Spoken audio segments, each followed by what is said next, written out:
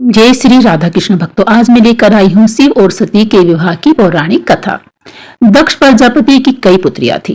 सभी पुत्रियां गुणवती थी। फिर भी दक्ष के मन में संतोष नहीं था।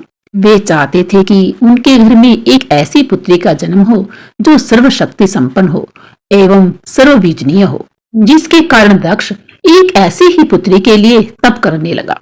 तप करते करते अधिक दिन बीत गए तो भगवती दुर्गा ने प्रकट होकर कहा, मैं तुम्हारे तप से बहुत खुश हूँ।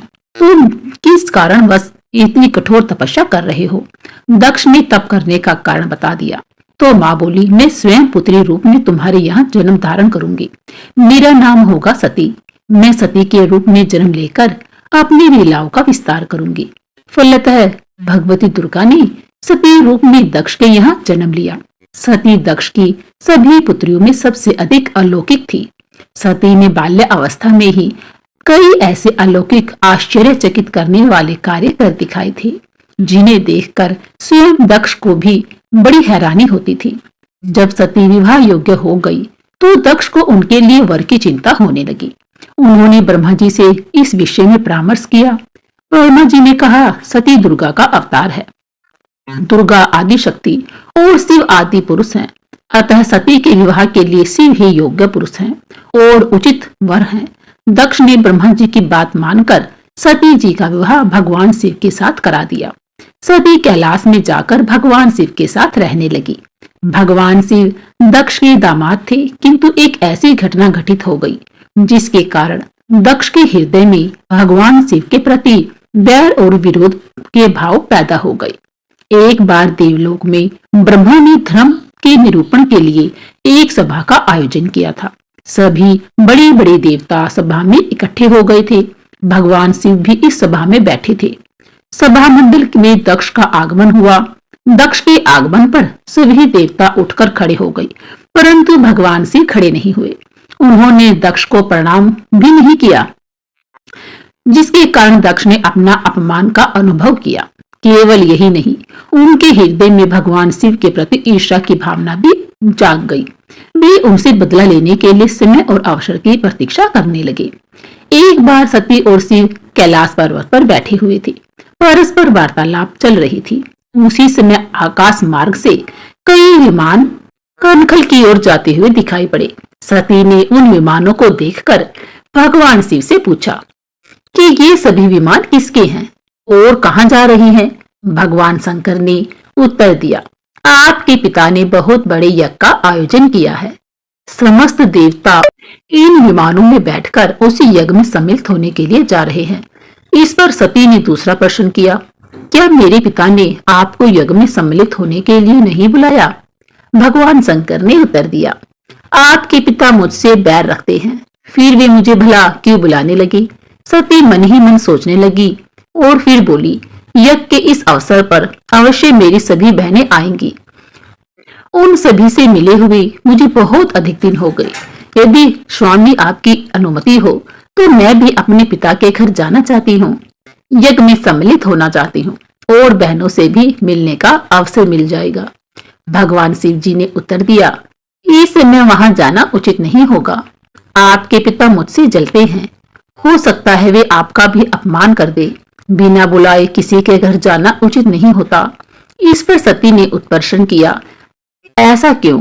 भगवान शिव ने उत्तर दिया, विवाहित लड़की को बिना बुलाए अपने पिताजी के घर पर कभी भी नहीं जाना चाहिए, क्योंकि विवाह हो जाने पर लड़की अपने पति की हो जाती है। पिता के घर से उसका संबंध टूट जाता है। लेकिन सती पीहर जाने के लिए हट करती रही, अपनी बात बार बार दोहराती रही। उनकी इच्छा देखकर भगवान शिव ने पीहर जाने की अनुमति माता सती को दे दी। उनके साथ अपना एक गण भी साथ में भेज दिया। उस गण का नाम वीरभद्र था। सती वीरभद्र के जी के साथ अपने पिता के घर गई। घर में सती से किसी ने भी प्रेम पूर्वक वार्तालाप नहीं की।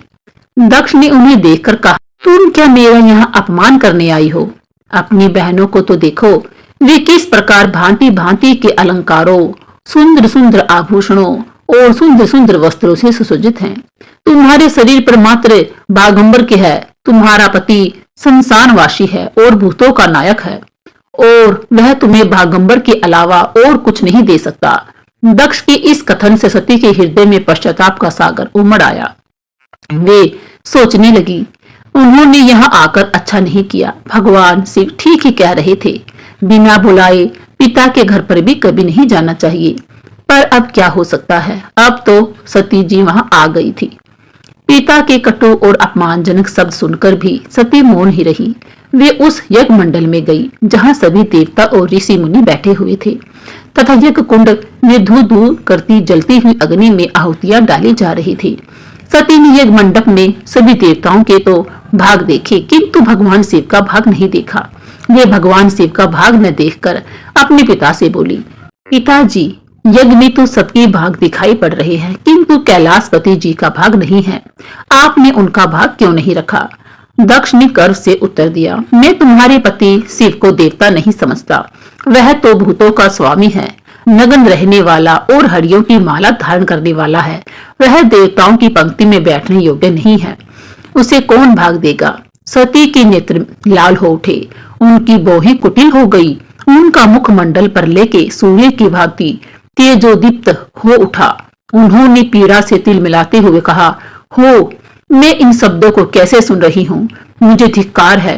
देवताओं, तुम्हें भी धिक्कार है। तुम भी उन कैलाशपति के लिए इन शब्दों को कैसे सुन रहे हो, जो मंगल के प्रतीक है और जो क्षण मात्र में संपूर्ण सृष्टि को नष्ट करने की शक्ति रखते हैं।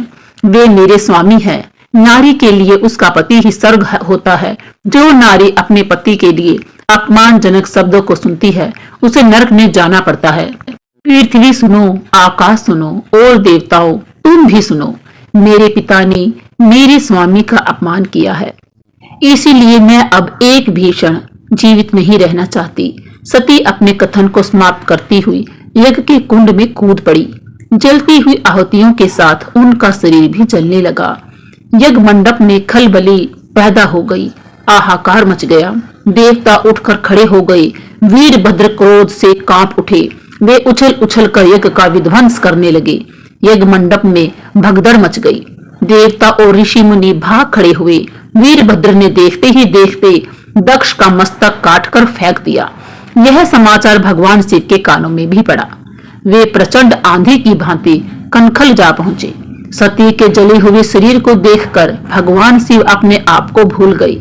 सती के प्रेम और उनकी भक्ति ने शंकर के मन को व्याकुल कर दिया। उन शंकर के मन को व्याकुल कर दिया जिन्होंने काम पर भी विजय प्राप्त की थी और जो सारी सृष्टि को नष्ट करने की अक्षमता रखते थे।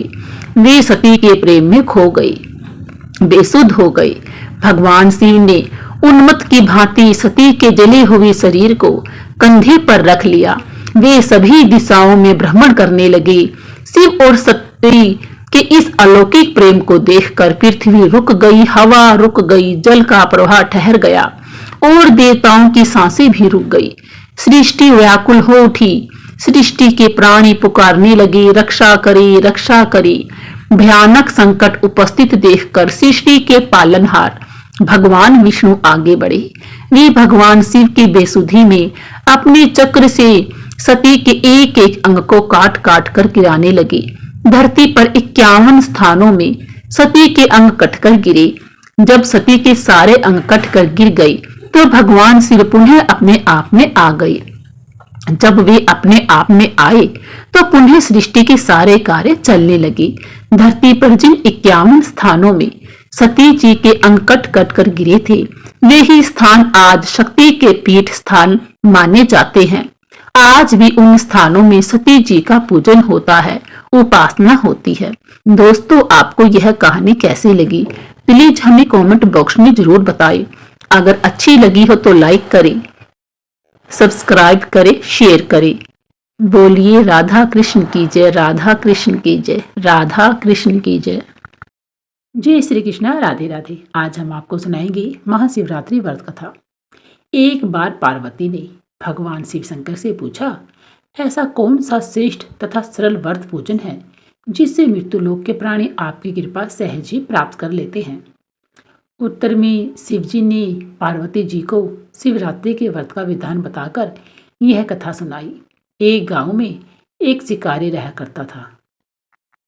पशुओं की हत्या करके वह अपने कुटुंब को पालता था। वह एक साहूकार का ऋणी था, लेकिन उसका ऋण समय पर न चुका सका।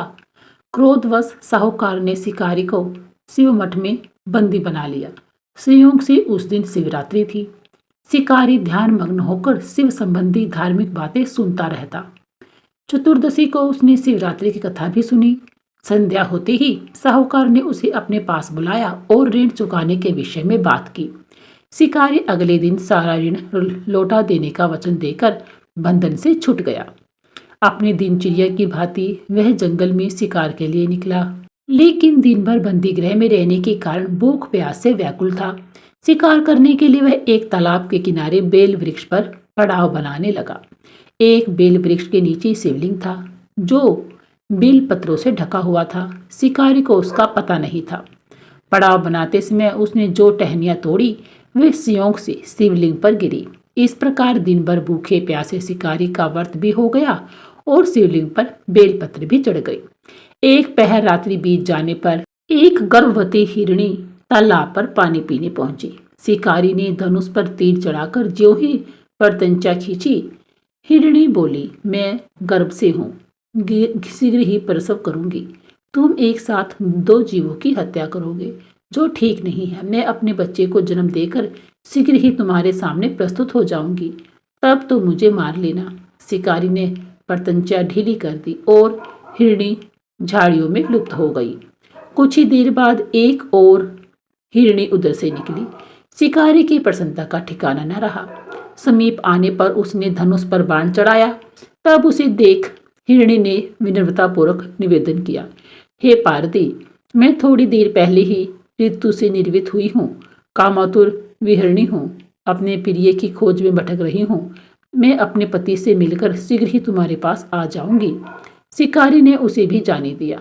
2 बार शिकार को खोकर उसका माथा ठनका। वह चिंता में पड़ गया। रात्रि का आखिरी पहर भी बीत रहा था।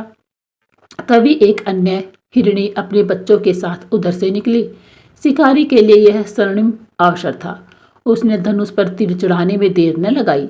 वह तीर छोड़ने ही वाला था कि हिरणी बोली, हे पार्वती, मैं इन बच्चों को इनके पिता के हवाले करके लौट आऊंगी। इस समय मुझे मत मारो। शिकारी हंसा और बोला, सामने आए शिकार को छोड़ दूं? मैं ऐसा मूर्ख तो नहीं। इससे पहले मैं 2 बार अपना शिकार खो चुका हूँ। मेरे बच्चे भूख प्यास से तड़प रहे होंगे। उत्तर में हिरणी ने फिर कहा, जैसे तुम्हें अपने बच्चों की ममता सता रही है, ठीक वैसे ही मुझे भी। इसलिए सिर्फ बच्चों के नाम पर मैं थोड़ी देर के लिए जीवन दान मांग रही हूँ। हे पार्वती, मेरा विश्वास कर, मैं इन्हें इनके पिता के पास छोड़कर तुरंत लौटने की प्रतिज्ञा करती हूँ। हिरणी का दीन स्वर सुनकर शिकारी को उस पर दया आ गई। उसने उस हिरणी को भी जाने दिया। शिकार के अभाव में बेल वृक्ष पर बैठा शिकारी बेल पत्र तोड़ तोड़ कर नीचे फेंकता जा रहा था। पो फटने को हुई तो एक हष्टपुष्ट हिरण उसी रास्ते पर आया। शिकारी ने सोच लिया कि इसका शिकार तो वह अवश्य ही करेगा। शिकारी की तनी प्रत्यंचा देखकर हिरण विनित स्वर में बोला, हे पार्वती भाई, यदि तुमने मुझसे पूर्व आने वाली 3 हिरणियों तथा छोटे छोटे बच्चों को मार डाला है तो मुझे भी मारने में विलंब न करो, ताकि उनके वियोग में मुझे एक क्षण भी दुख न सहना पड़े।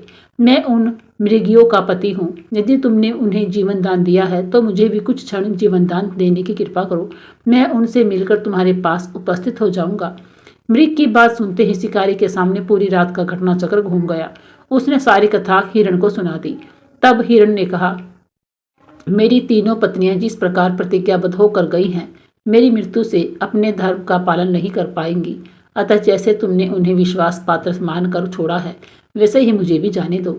मैं उन सब के साथ तुम्हारे सामने शीघ्र ही उपस्थित होता हूँ।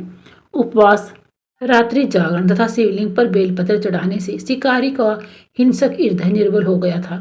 उसने भगवत शक्ति का वास हो गया था। धनुष और बाण उसके हाथ से सहज ही छूट गए। भगवान शिव की अनुकंपा से उसका हिंसक हृदय कारुणिक भाव से भर गया। वह अपने अतीत के कर्मों को याद करके पश्चाताप की ज्वाला में जलने लगा। थोड़ी ही देर बाद मृग सपरिवार शिकारी के समक्ष उपस्थित हो गया ताकि वह उनका शिकार कर सके, किंतु जंगली पशुओं की ऐसी सतता, सात्विकता एवं सामूहिक प्रेम भावना देखकर शिकारी को बड़ी गलानी हुई। उसके नेत्रों से आंसू की झड़ी लग गई उस मृग परिवार को न मारकर शिकारी ने अपने कठोर हृदय को जीव हिंसा से हटा सदा के लिए कोमल एवं दयालु बना लिया। देवलोक से समस्त देव समाज भी इस घटना को देख रहा था। घटना की परिणति होते ही देवी देवताओं ने पुष्प वर्षा की। तब शिकारी तथा मृग परिवार मोक्ष को प्राप्त हुए।